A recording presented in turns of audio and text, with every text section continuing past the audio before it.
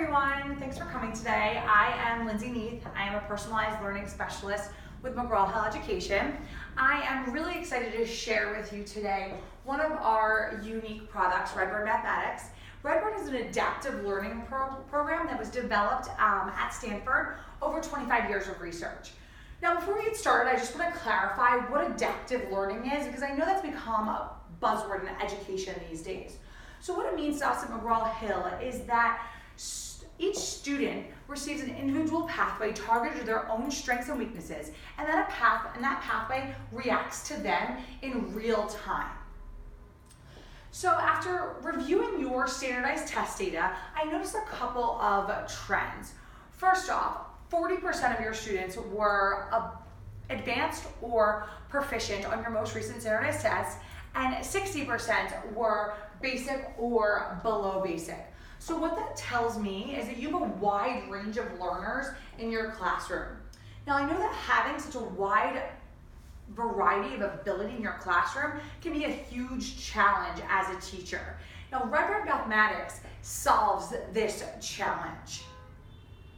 So as an educator, I always ask myself two questions when I was evaluating a product. First off, is it going to boost student achievement? And second, is it going to make me a more efficient teacher? Is it going to make my life easier in some way? Redbird Mathematics does both of those things.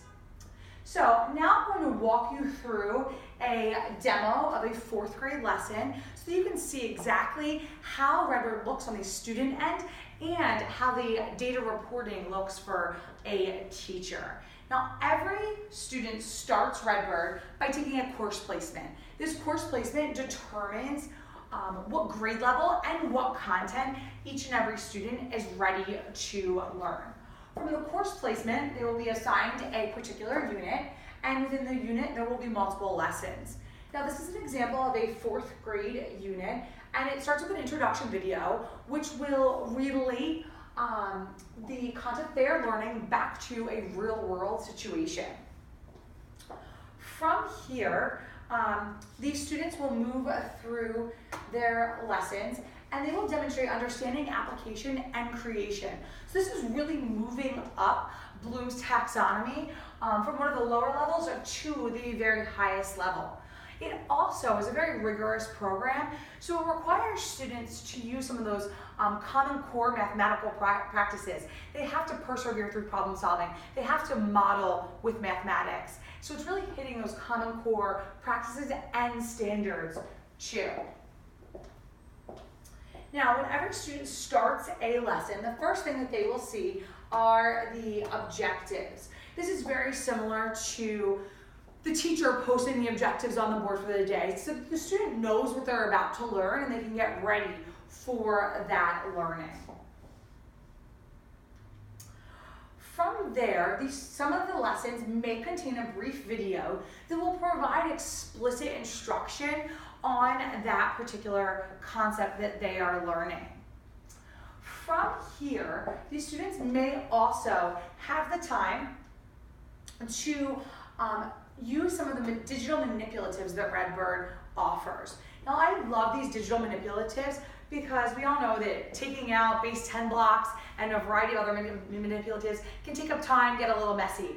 Here, the students still get that visual and kinesthetic component all on the computer. So as the students move through the understanding phase, they are assisted by some instruction. So if they click the blue question mark up here, they will see a problem that is very similar to the one that they are attempting to solve. And can you apply what they see here to the problem they are then solving? This is a great place for a teacher to use a graphic organizer in their classroom, so they include a written component with the Redbird Mathematics program. It really helps to hold the student accountable for what they're learning on the program, and it helps boost that student engagement piece of this too. So as students work through their understanding piece of this, they will get 2 attempts to solve a problem.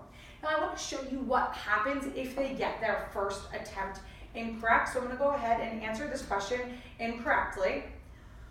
So here we have 2 question marks that popped up. If the student clicks on the question mark, they are then given some common misconceptions and feedback based on those common misconceptions to help guide the student in the direction of the right solution to a problem. Now, if the student doesn't get it right after the second time, it will eventually give them the correct answer and will give them feedback on how to get that correct answer too. So after students are done with their understanding piece of all of this, they receive multi-step problems that they need to solve. So here we have a problem. Part A begins the problem. The students then need to take what they did in part A and apply it to part B, and then part C brings us to our final answer. So it really scaffolds the instruction and the learning for the students and breaks down the problems for them step by step. Now, when students are assessed in Redbird Mathematics, the questions that they are given are multi-step, and they're really similar to those ones that are given on standardized testing. This helps the students become more comfortable and familiar with this type of question. Once again, the questions build upon each other and are scaffolded for the students until they finally get to the last part where they determine their solution. Now here is every student's favorite part of Redbird. There's a plethora of games on this program, which really helps with that student engagement piece. It gets them excited to get out their computers and go on Redbird Math.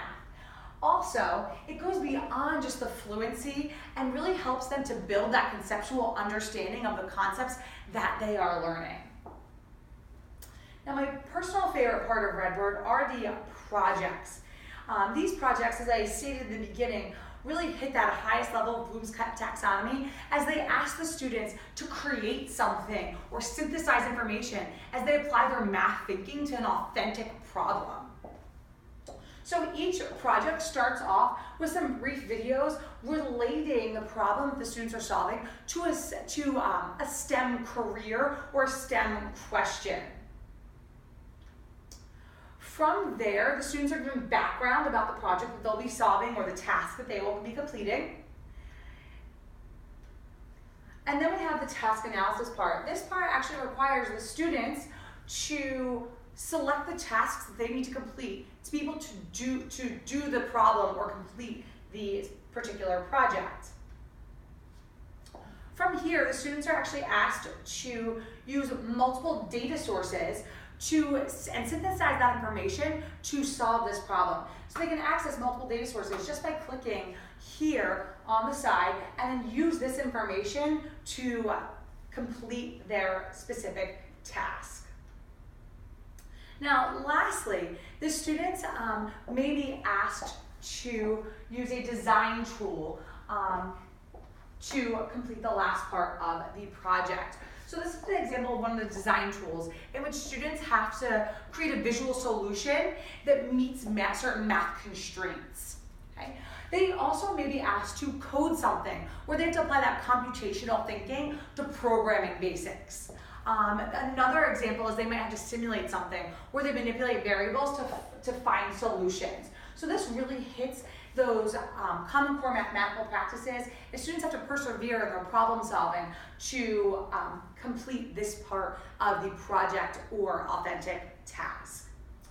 So this basically wraps up the student view of Redbird, and now I'm going to share with you what it looks like from the teacher's perspective. Now, one of the things on Redbird that a teacher has access to is a student replay.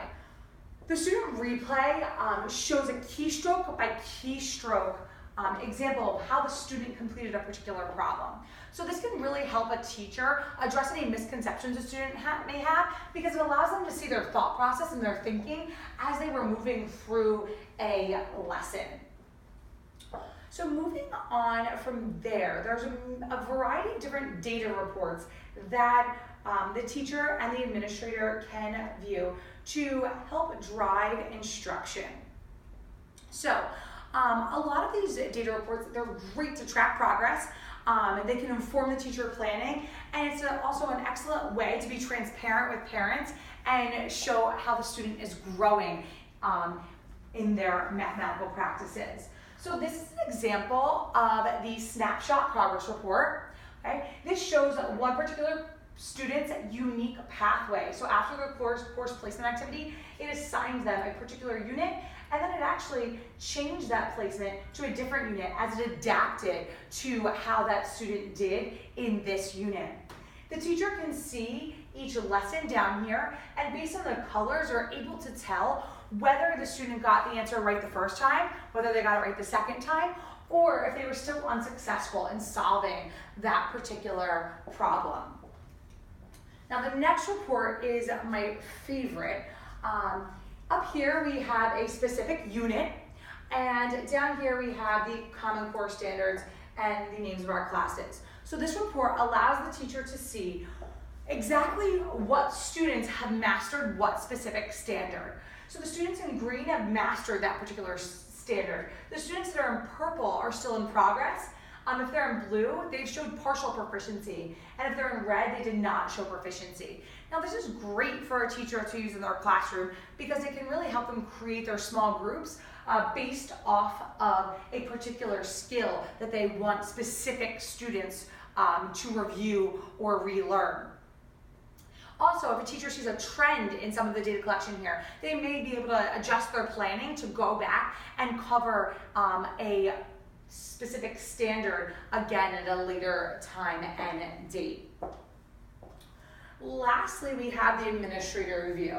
So Redbird Mathematics should be used 60 to 90 minutes per week, and students should be completing about 2 lessons. Now the administrator review allows the admin to quickly glance and see how a school is utilizing their Redbird program, and then how each teacher is. So they can see the amount of time that the numbers of students are on Redbird and how many lessons certain numbers of students are completing Redbird Mathematics. So to quickly at a glance, they can see, is Redbird being used with fidelity in our schools right now? So now the practical, how can I use this in my classroom? Okay. There's a couple of different ways. It is a great tool to use during small group instruction. The teacher may be with a small group working on a core skill of the day or the week. The rest of the students can be at their desks working on Redbird and receiving personalized instruction that will really help build any gap or bridge any gaps in knowledge that they need, or challenge them if they're already above grade level there too. Another way is to allow students to do student choice. I know sometimes in middle school and intermediate school, teachers may assign multiple assignments over the course of the week and have students turn them in on a particular day. Incorporating 2 Redbird lessons per week into those assignments is a great way to use Redbird in your classroom and allow the students to decide when they want to complete the Redbird mathematics program. Now, lastly, the students can just use this individually. I know that sometimes teachers get called away for a meeting, or maybe they had to go home sick. Now, instead of that being lost instructional time, each student can be working on an assignment that is personalized directly to them and geared directly to their level, so that instructional time is not lost anymore, and that instructional time becomes meaningful. Okay? So just to summarize what we talked about today, how is Redbird Mathematics going to boost student achievement? First off, it's going to fill in those gaps in knowledge that students may have, which is really going to accelerate their learning and help them meet grade level proficiency. It's proven that Redbird can boost student achievement by up to 45%. Okay? Now, how is it going to make my life easier as a teacher? Well, it streamlines that data collection piece for both the teacher and the admin. The teacher can use it to create small groups that are going to be used to target specific skills.